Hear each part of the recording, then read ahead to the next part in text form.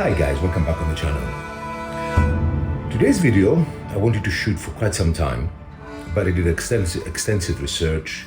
I worked a lot in rules, and I think now I'm at a stage where I can give some guidance and assistance. Today's video is called Solo Campaign Guide, and it's my ideas and my research on how you can fight a solo campaign. Now, campaign is something that we all are striving for. Everybody likes campaigns. Everybody wants to fight campaigns. But it's very difficult to fight them because in order to fight a proper campaign, you need at least one GM and two players. With a GM, you can have the fog of war, you can have events that will make the game unpredictable and fun, and something very difficult for a campaign with a GM to be sustained. It is very, very difficult to achieve, same timing, same free time, and, keep also up the interest. But without a GM, other campaigns sometimes are not workable. You have different types of campaigns. You have campaigns where you have, a sequence of battles. I don't consider these campaigns. I've fought something like this.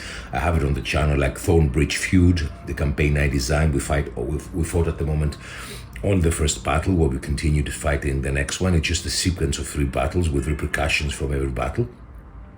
But again, this is not a campaign. Campaign or a medieval campaign has movement, has supplies, has sieges, has a lot of stuff. So how do you start with a campaign or a solo campaign? First of all, you decide the era you want to fight. You want to fight the Norman conquest. You want to fight Vikings against the English. You want to fight 100 Years' War. Any era you want to fight, obviously depending on the miniatures you have. Then you want to establish, obviously, when you decide what campaign, what era you will fight, you need to create a map. Now, every map can be different, and every map has to accommodate your campaign requirements. Now, if you want to fight a bigger campaign that will have probably maybe sieges, maybe attrition, you need to zoom out. Now, for example, here we have Normandy. Let's see different maps we have here. So here we have part of my England campaign map, where I printed, the south part of England, and you can make it more localized. But you can see here it's a big campaign.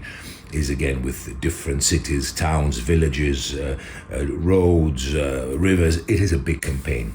Or if you want to fight a bit more localized, you can like zoom in a province. Like your campaign will be 1 hex of this campaign man. You could do something totally different. There are many programs that you can do. This is from Baron's War campaign, so you can have it localized. So you can have maybe 2 or 3 camps, 2 camps like we have here, and you can have the terrain, maybe a river, and this campaign is more localized. We don't have sieges here. You probably have only pitched battles, skirmishes, etc. So depending on the campaign you want to fight, and depending, you can also want to fight a bigger campaign where you have almost full of France here, and you go with provinces to provinces. It depends what campaigns you really want to fight. But when you decide if you want a big campaign or a skirmish campaign, you have to design your maps. And there are many programs out there that you can design maps. As you can see, I have quite a few options. Here is the Scottish Marches, where I don't have hexes. You move with the road to crossroads. That's another way of doing a campaign. Or a campaign that, although I have hexes, the campaign of Brittany was basically moving from province to province. So every campaign you can have different mechanics. So there are many programs that you can design campaign maps, and that's obviously Incarnate. It's also other map making programs that you can use and decide where you're going to focus. So, for example, if it's a Brittany campaign, if it's a 100 Years' War campaign, if it's maybe, the Norman invasion or fighting, English and Vikings, Anglo-Saxons. So you create a map first. You want to see how I created these maps? I have videos how you trace on the original map, and then you can do it. Actually, it's quite fun. It takes time, but it's quite fun.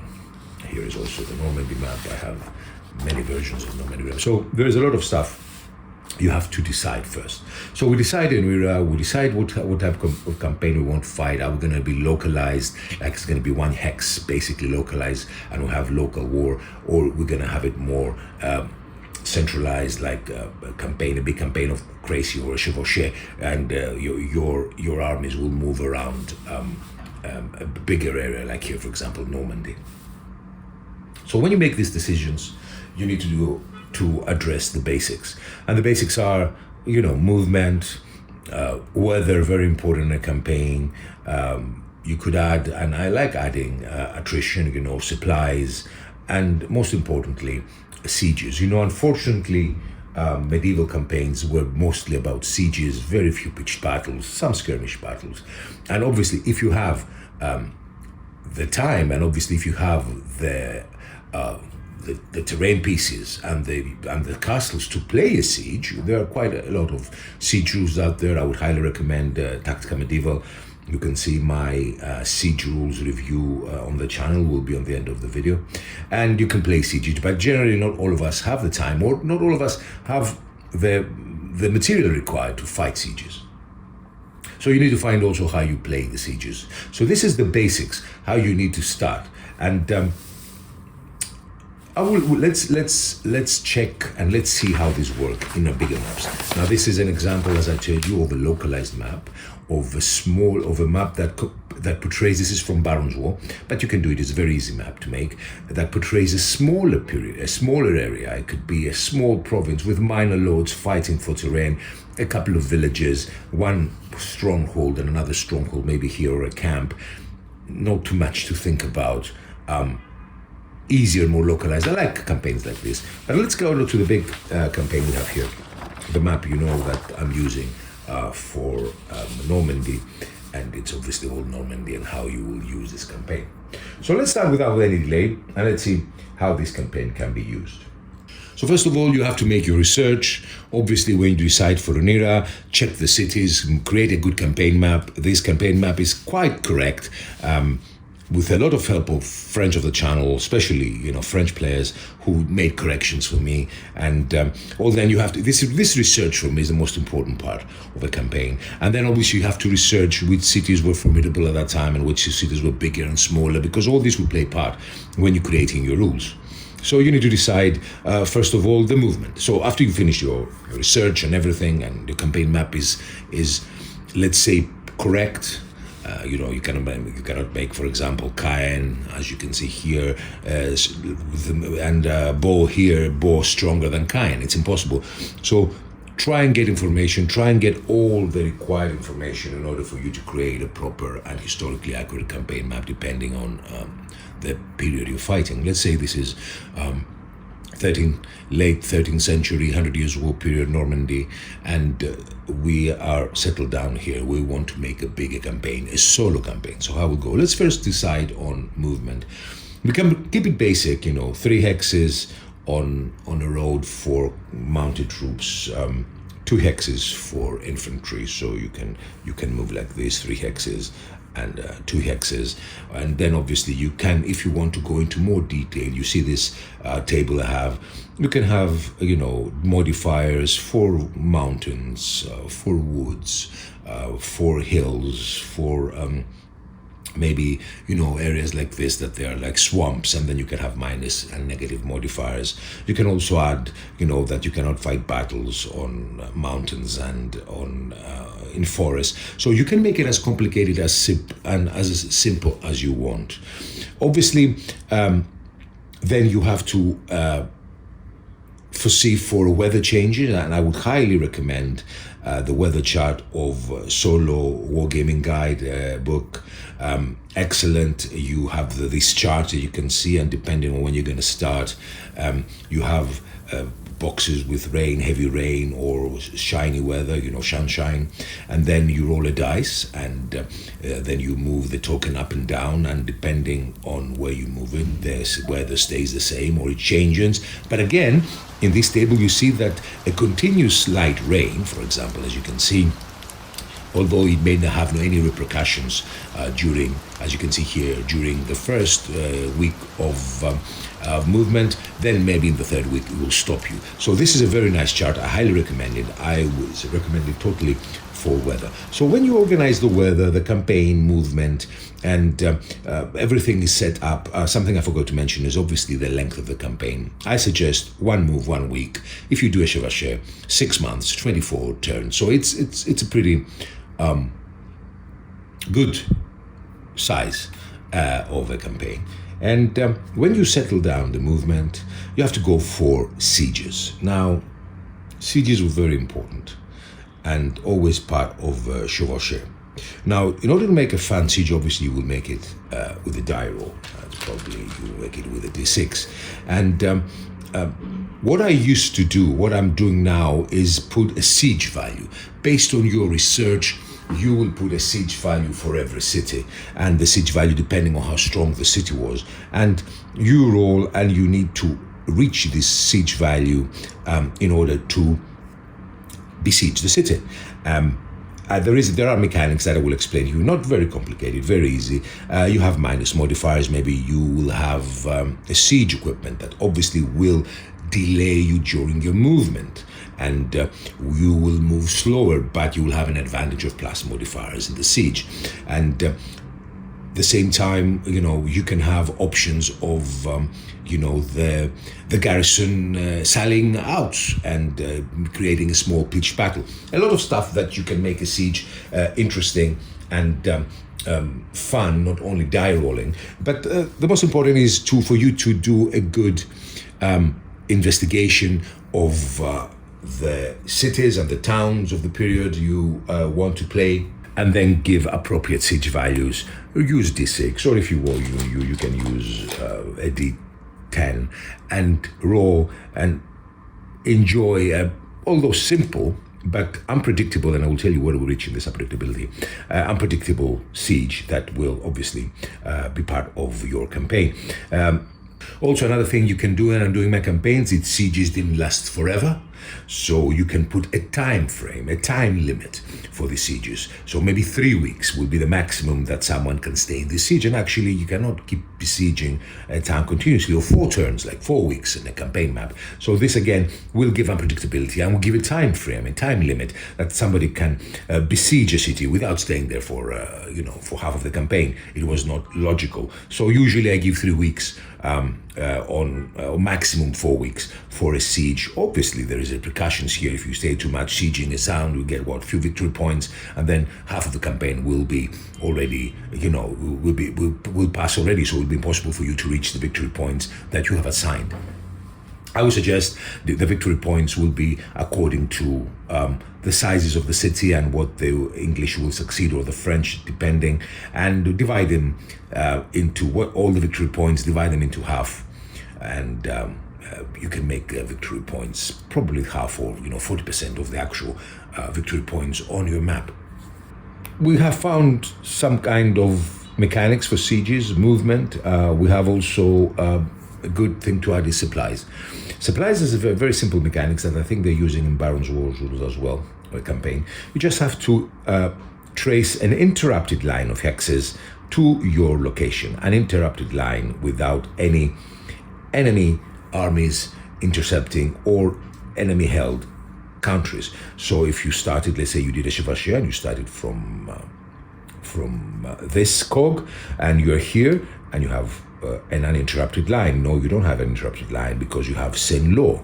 Saint-Lô belongs to the French. So that means that you don't have an interrupted supply, and your supplies will stop, and you will have attrition problems that will create, you can have creation movement.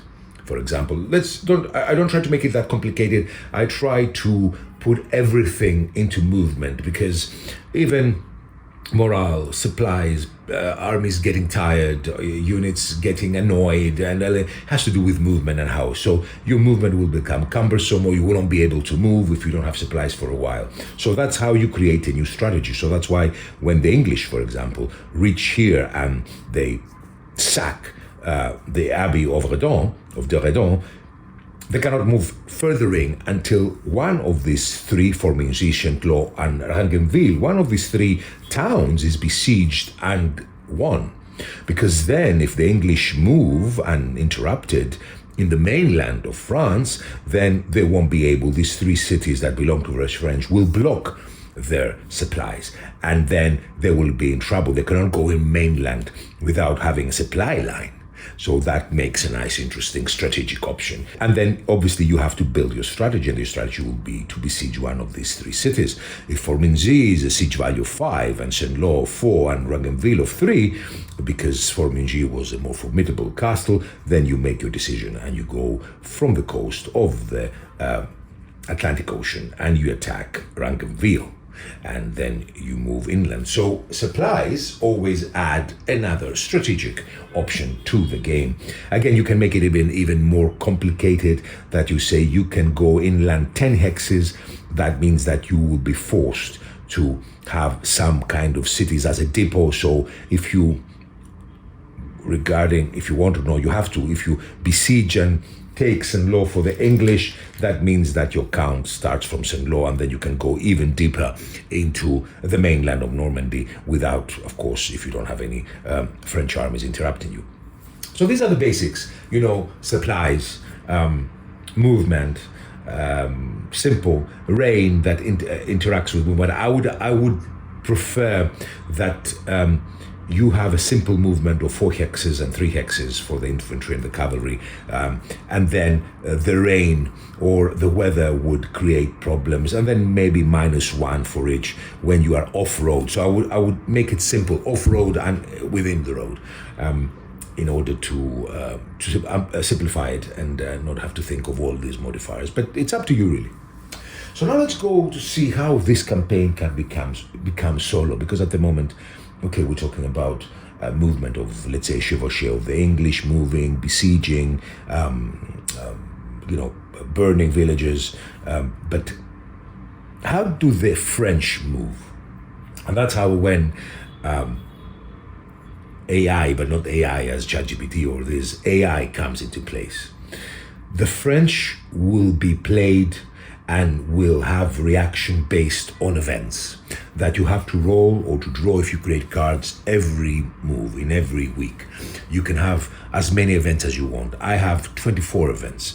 You can have 48 for variety. You can have any number of events you want. You can add events, obviously, of, ambushes or scouting events also that will create problems to your movement. But events will help you have the French or the English, depending on your campaign, moving according to AI. So this is your AI, you created this. So for example, you are besieging the town of Vire, and the French player rolls, you roll for the French player, you roll for an event of 4, and the 4 says, minor lord with reinforcements arrives the second week of the siege. So you have 1 week of besieging, you're trying, and then the second week of the siege you have reinforcements. And of course, when you have reinforcements, the reinforcements attack you, the garrison attacks you, and then you find yourself surrounded and to fight a pitched battle. And this is how the events will generate actions from the French or the non-playable army that will be your opponent.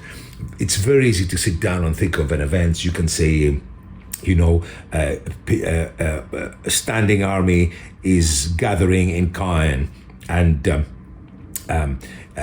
they will, for example, they will patrol the Caen Formigny area for a week. So this movement like this, simple stuff, or appearing in the vicinity, a French army or a French noble, you have to roll for flee or pursue. That's actually flee and pursuit is a quite nice rule I devised in order for you to play, also if you don't want to fight, but to play big pitched battles or skirmish battle in the same campaign. So let's say you have an opponent here and the opponent wants to fight and you don't. Obviously, if you both do, that knows meaning. Then you roll a dice. And when you roll a dice, according to what you will roll, you have 3 options. The first option for 5 and 6 is that you manage to escape and nothing happens. You move 1 hex. You move 1 hex. If you roll a 3 and a 4, that means that if you roll a 1 and a 2, that means you failed. The French caught you and you will fight the pitched battle. But if you roll a 3 and a 4, this is your partial escape. And that means your rear guard and the vanguard of the French will fight a battle. And this is where you can generate a skirmish game. So I roll a 3, and that means that my army escaped, but the French managed to cut the vanguard. So my army will escape, but the vanguard will fight maybe 3 turns battle, not more. You don't have to fight a full battle.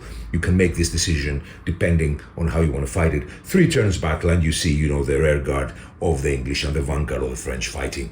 In a skirmish battle, it can be, blood and crowns, it can be Baron's War, it can be anything you want. So in this way, with this flee and pursuit rule I have, you can accommodate in your campaign big battles and small battles.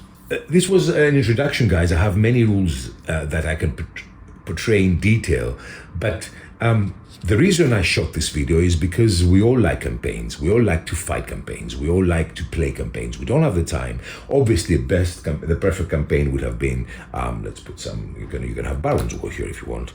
I'm creating a map now for Baron's War.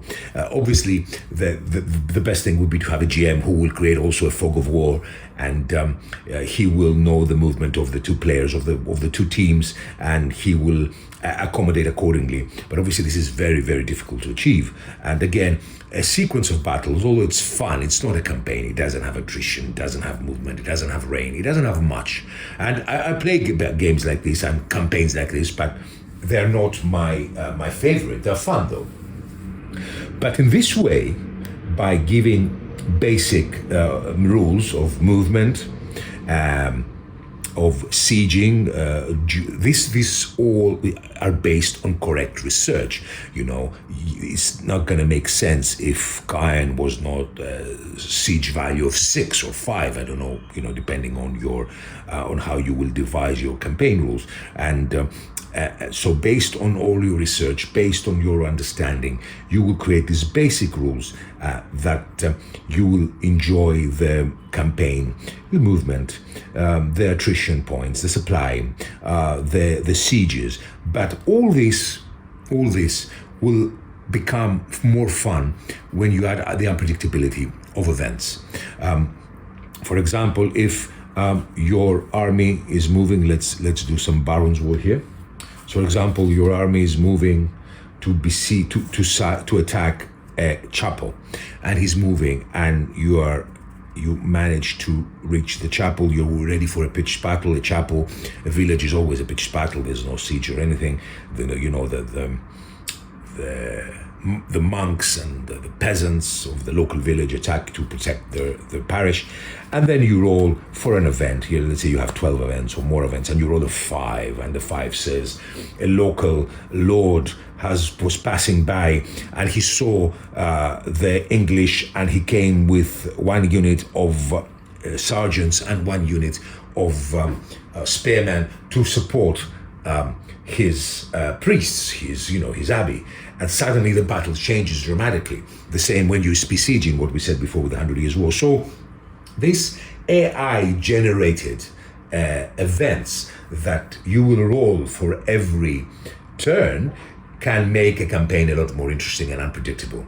And believe me, it works. I've worked on it a lot of times. So I would suggest, if you want to try something like this, first of all, let's see, do you have any other maps to show you? I'll show you Brittany. It's a good map also, this one. It's a fun map.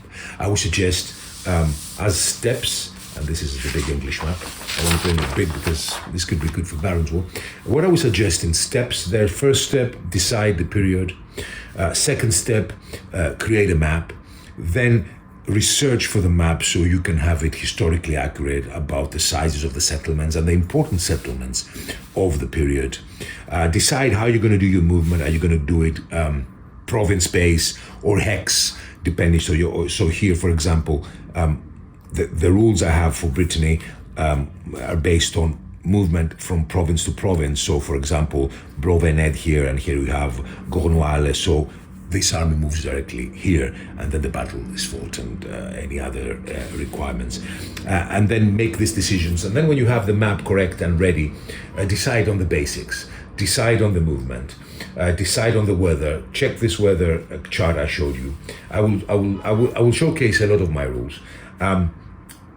Check the modifiers, make it simple. I would obviously always add supplies. It's a very simple rule to add the uninterrupted hex rule for your supplies.